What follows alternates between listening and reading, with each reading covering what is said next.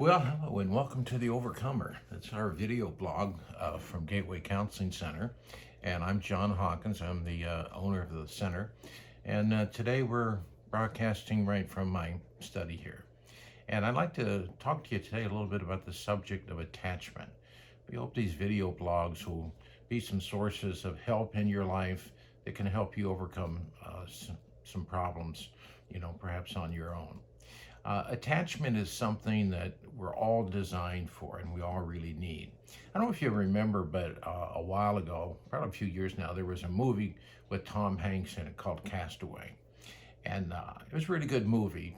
Hanks was a character that got marooned on a desert island. A plane crashed. He was there all by himself, there for several years. And in the movie, there was a character, it looked like a volleyball. It was a Wilson volleyball. And this ball had a cut on the top and fibers came out of it. And Hanks had cut his hand and made a hand imprint on the ball, and it looked like a face. And so he started calling the ball Wilson, just treating it like another person, like a friend. And this ball, Wilson, who became his friend, you would see him throughout the movie talking to Wilson, knowing what Wilson was thinking, answering Wilson. And it really helped him keep his sanity during that time that he was alone, because we're not made to be alone like that. One of the most poignant scenes in the movie was when he was escaping the island. He'd built a raft, he was getting away. He took Wilson with him, had a little perch for Wilson, and Wilson fell off the perch into the ocean. And by the time Hanks realized it and he tried to swim out and get him, realized Wilson was going too fast in the current and he couldn't catch him. So he came back to the raft and he's laying there on the raft crying for Wilson, sorry that he let him down. It was like one of his best friends had died. And he had formed a real attachment, to Wilson, the ball. And so it shows you how we need that in our life. We need other people that we attach to. And I want to talk to you today in attachment about a few different areas. On the physical area, the psychological area, the emotional area, and the spiritual area. Why that's so important to us. And it starts out very early in life, when we're first born. When we're born, we're these dependent little babies, and so we couldn't make it on our own. We're born into this big, scary world, and if we're left by ourselves, we would just die. We need to have somebody we can attach to starting out that can take care of our physical needs. Food, clothing, shelter, the basics that's necessary to live. And so normally that would be our family of origin, and mom and dad would be our first attachment base. And so they play a huge role in our life. They keep us alive. And so we're going to be very, at this stage of life, very selfish or self-centered because our number one goal in life is stay alive. So if I want to get fed at 3 in the morning, I don't care. You just feed me. I don't care if you got to go to work. But it's going to be all about me. Look at my pictures. Come to my games. It's going to be focused on me at this dependent stage. Because all that has to happen for me to die is mom and dad just to leave me alone, walk away. And that's why a lot of kids get this separation anxiety. At first, when mom and dad leave, they don't realize that they're going to come back. And so a little kid gets lost in the store. Maybe he's 2 years old. He's freaking out. Why? Because he's lost his attachment base. And that may mean death to him. It scares him, to death. So we need that on the physical level. We need somebody to take care of us, to hold us, to hug us, to change us, to feed us, as we gradually move from this dependent stage through childhood and eventually adolescence. And so we're supposed to move at a certain rate, and this attachment stays with us, makes us feel very, stable. So that's the physical side. And a lot of parents will do a good job at that. They'll provide a home, they'll work, they'll pay the bills, they'll provide food, but then sometimes they lack on the emotional side. And so we need emotional attachment too. The emotional attachment, this is that emotional bond and connection to mom and dad. That's what attachment really is. It's this feeling of unconditional love. this feeling that you guys are glad that I'm here when you bring me home. You're not going to abandon me. You're not going to kick me out, even if I do something, dumb or crazy. So it makes me feel very safe, very secure, because I have this unconditional love. This is my safe place. This is where people are for me. They're on my team, and so that's a problem that many folks have. We think of moms as being the nurturing one and the one that shows the love and the emotional side. And some moms do, and some moms don't. But dad has a role in that too. And that's very hard for a lot of men because in our culture, we're taught we're not supposed to have emotions. So we think that's mom's role. But actually, our children need dad and the emotional attachment also. They need time, and that's where the psychological attachment comes in. What I need there is I need my parents to spend time with me. I need them, present physically, and I need both them emotionally focused on me. Because again, now at this dependent stage, I'm all about me, so I'm focused on me. And parents can be gone for a good reason. Maybe they're working, maybe they have to work or even work a second job, or it can be a bad reason. Maybe they're just lazy, maybe they're an addict. Maybe they're out fooling around with somebody else's mate.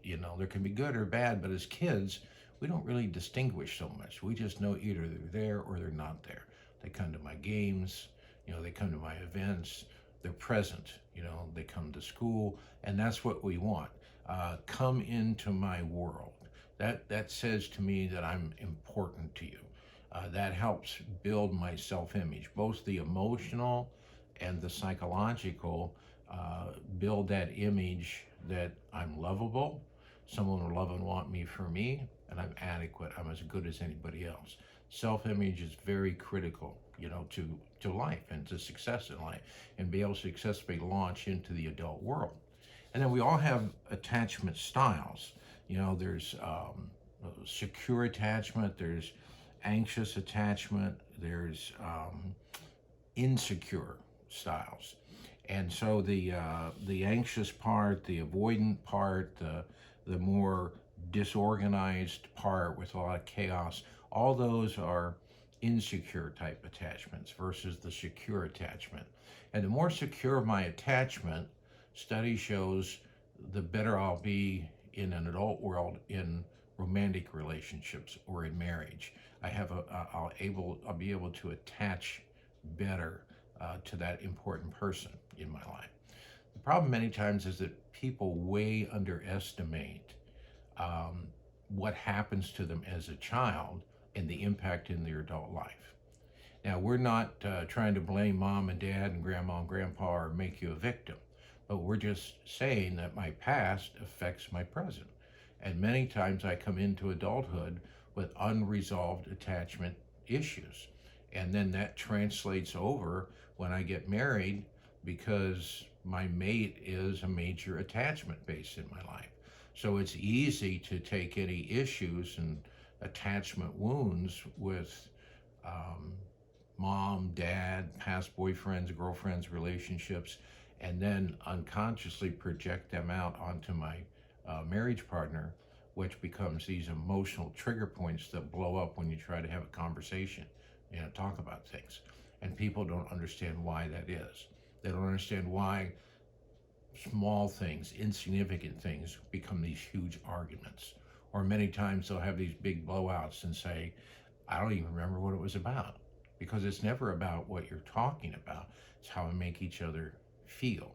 So it's understanding this attachment or lack of attachment and the role it plays in my life later on.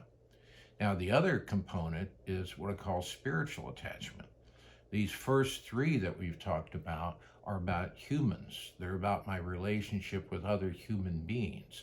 And humans are really designed by God to represent God to me. And my first God figures are mom and dad. And so the better they do at representing God to me in unconditional love, generosity, the right kind of standards in my life, it helps me eventually relate to God. Parents I can understand. God's invisible, kind of fuzzy, harder to understand him. So basic principle of learning as I move from the known to the unknown. And all these earthly attachments, they can fail you, they can let you down, they can die, they cannot do a good job, or even if they do a good job, they may not be around forever. But God is an attachment that's always going to be there and always be perfect. So the idea is what I'm supposed to do is I grow up, I wean off of these human beings, and then I attach over to God. Just like when you're a baby, you wean off of mom and then you get onto, regular food. And then ultimately, altogether, I wean off of my parents. I move into adulthood and I leave that attachment base of mom and dad, and I move into the adult world on my own. And so many times when people had poor attachment, they have problems with their self-image. They have problems in attaching to other people. They have fears of intimacy. They wonder, what do I do about that? Because I can't go back into the past. The past has already happened. I can't get what I was supposed to get back here in the past. And I would say that life is kind of like a washing machine. A washing machine has cycles. Put dirty clothes in, and it goes through these cycles in an order, comes out clean clothes. Now, if something breaks in the washing machine and it starts skipping cycles and passing up cycles, you don't come out with clean clothes. And that's why we're designed as humans. We start out in life and we go through normal human growth and development. And in that process is where attachment and nurture happens. And we're supposed to get certain things at certain stages in our life. And then we come out mature, healthy adults. We don't get that, and we're not going to reach full emotional independence. And so we're going to have some issues in our life that we develop defense mechanisms to deal with when we're a kid, but those won't work in my adult life because they're all based on acting out my emotions. And so in adult life, I have to regulate my emotions and talk and verbalize what I'm thinking and what I'm feeling. And so many folks haven't learned that. So this is the great thing about the spiritual attachment is when I can attach to God, I can heal and reprogram my self-image. I can get faith and trust in an attachment base again instead of having a fear of intimacy. And that's what happens with a lot of people. They felt that they can't trust attachment bases. So they want the attachment, and then as they move close, then fear comes in. Oh, you'll leave me, you'll abandon me, like another attachment base. So then they'll leave, they'll self-sabotage. And so the remedy for that, since I can't go back in time, is I let God heal that. And that's what we show people. How do I let God heal my attachment wounds and reprogram my self-image so that I have a connection, with Him? And so we'll talk a little bit more about this issue of attachment, nurture, impact in our life, and the questions that it brings up, with people. And again, I just want to encourage you to realize your past always affects your present, and it doesn't go away on its own. It can get buried, it can get blocked. I can do all kinds of defense mechanisms, but eventually it always finds a way out, and it's usually not a good way or a healthy way. So this is Dr. John. It was good to spend a little time with you, and I hope you'll stop in again to our next broadcast of The Overcomer. And if we can be any help to you down in the future, just go to our website, get our number.